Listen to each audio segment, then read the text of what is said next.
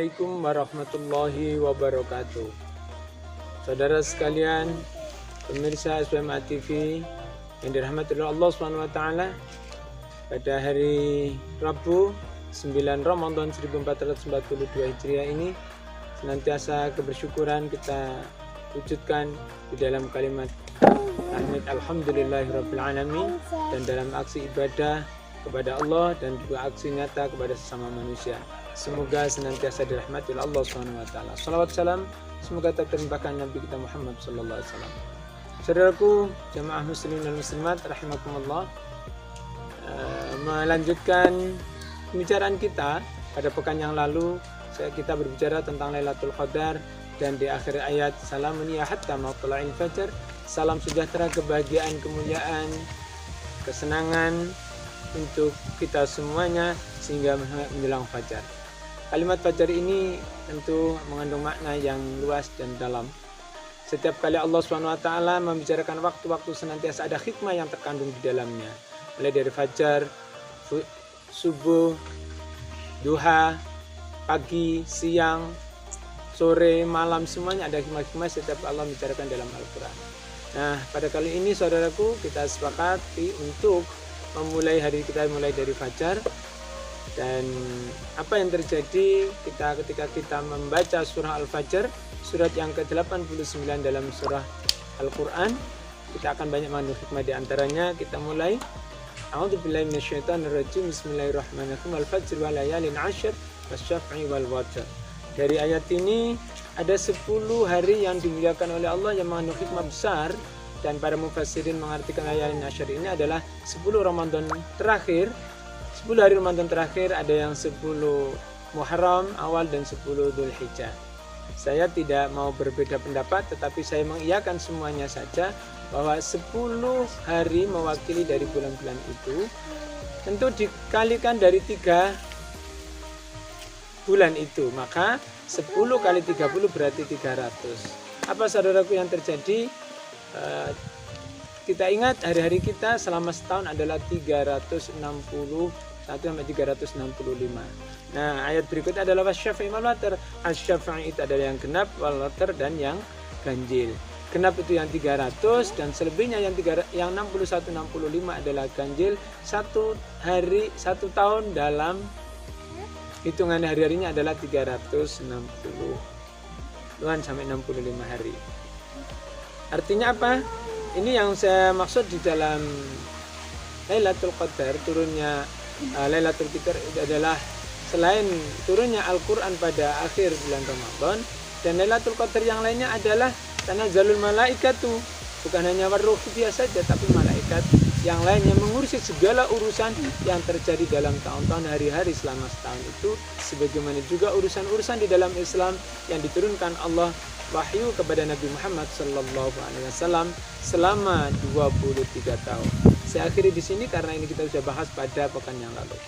Hikmah yang kedua dari surat Al-Fajr adalah ada 3 fenomena, yaitu terjadi pada kaum Ad, kaum Samud, dan Fir'aun.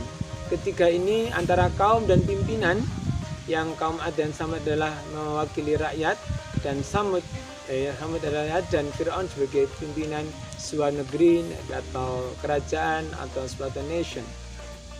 Saudaraku, ketiga fenomena ini, baik rakyat maupun pimpinannya, berlomba-lomba membuat bangunan yang megah, yang tidak pernah terjadi bangunan itu sebelumnya, yang bangunan-bangunan tinggi adalah tidak milham fil bilad, di negeri-negeri yang belum pernah terjadi bangunan seperti itu.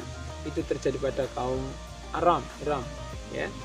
Nah, apa yang kita lihat saudaraku adalah mereka adalah arsitektur hebat, adalah insinyur yang luar biasa, yang bermegah-megah dalam segala macam bangunan. Walaupun di situ bangunannya disebutkan sebagai rumah tinggal dan tempat bersembunyi dari itu, tapi al-autad adalah bangunan-bangunan yang tinggi yang mungkin hari ini bisa kita persepsikan sebagai segala macam bentuk bangunan yang mewakili sebuah prestasi yang benar-benar prestisius dianggap di suatu negeri. Nah, namun kebanggaan itu ternyata hancur lebur adalah karena mereka berbuat sewenang-wenang di negeri dan membuat kerusakan. Saudaraku, apa yang terjadi? Maka akan disiksa oleh Allah Subhanahu wa Ta'ala. Yang ketiga dari pelajaran surat Al-Fajr ini adalah inna rabbaka labil mirsad, sesungguhnya Tuhanmu adalah maha mengawasi. Pengawasan ini untuk kita bisa sebagai bahan pelajaran bagi kita bahwa segala yang kita lakukan, apapun yang terjadi melalui perencanaan sampai adalah harus ada monitoring dan evaluasi yang cukup ketat.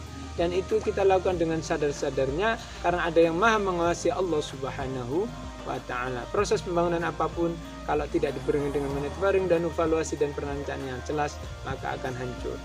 Yang keempat, saudaraku sekalian yang dirahmati Allah Subhanahu wa ta'ala, ada suatu fenomena yang mana masyarakat menganggap bahwa mereka akan merasa mulia apabila mereka mendapatkan kedudukan pangkat dan berharta, dan merasa hina apabila miskin.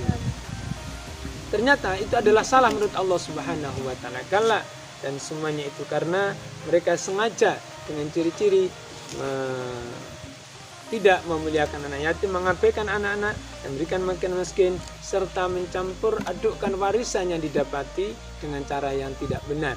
Artinya warisan secara keluarga dari orang tua, warisan bangsa negeri ini kalau sekarang adalah dari warisan nenek moyang kita gunakan dengan tidak baik dan tidak benar. Artinya dalam perencanaan ini kita bagaimana mengutamakan sistem pembangunan kita, mengutamakan bagian sumber daya manusia atau pembangunan fasilitas atau pembangunan ilmu dan pengetahuan. Ini harus menjadi kita. Yang keempat adalah kenapa dihancurkan oleh Allah semuanya itu karena hubban jama, cinta harta. Maka Allah mendatangkan siksanya dengan daka diguncang dengan guncangan yang dahsyat dan berturut-turut, menurunkan malaikat secara berbaris-baris dan akan mendatangkan kiamat kepada kita yang menunjukkan neraka jahanam sebagai ancaman terakhir bagi umat manusia. Artinya segala tanda-tanda yang terjadi itu semuanya sekarang ada, dan ini menunjukkan datangnya hari kiamat yang tentunya akan memberikan pembalasan bagi kita dan ditunjukkan mana yang baik dan yang mana benar. Di ayat yang 23 sampai 26 adalah Allah menunjukkan kesadaran yang terlambat dan tidak berguna. Yaqulu ya laitani qaddamtu li hayati, mereka berkata, seandainya dulu saya bisa berbuat baik, saya bisa merencanakan segala sesuatunya dengan benar dan baik, dengan tepat dan benar. Tetapi itu tidak ada artinya sama sekali. Dan tentu Allah tidak membiarkan kita di dalam segala macam keluh kesah dan ini, tetapi Allah menunjukkan satu kunci yang baik bagi kita semuanya adalah dengan panggilan ya ayyatuhan nafsul mutmainnah irji'i ila rabbiki radiyatan mardiyah fadkhuli fi ibadi wadkhuli jannati. Wahai orang-orang yang tenang hatinya. Nah, artinya kalimat tenang ini bagaimana kita merencanakan segala sesuatu, melakukan segala sesuatu, mengevaluasi diri dan segala sesuatunya itu dengan hati yang jernih, dengan pikiran yang bersih, akal yang sehat, dengan ilmu yang kuat dan cukup untuk kita bisa laksanakan bersama-sama. Mutmainnah. Irji'i ila rabbiki radiyatan mardiyah, maka kita akan mendapatkan ridho dari Allah Subhanahu wa ta'ala. Ridho dari Allah dan kita ikhlas datang menghadap pada Allah. Kita melakukan dengan enjoy, dengan senang, dan dengan kebersamaan yang membahagiakan kita semuanya. Tentu ini adalah harapan kita bersama, hidup dalam kerilaan sama dan diridhoi oleh Allah Subhanahu wa ta'ala. Itulah radiyatan mardiyah. Fadkhuli fi ibadi wadkhuli jannati. Maka kita akan masuk bersama-sama dengan hamba-hamba yang hatinya tenang, hati-hatinya yang bersih, dengan orang-orang bersama yang mempunyai pemikiran dan pemahaman serta langkah dan evaluasi yang sama untuk kebahagiaan kita semuanya bagi bangsa manusia di seluruh dunia. Demikian yang saya sampaikan.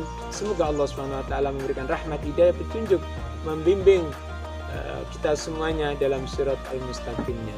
Subhanakallahumma bihamdika asyhadu an la ilaha illa anta astaghfiruka wa atubu ilaik.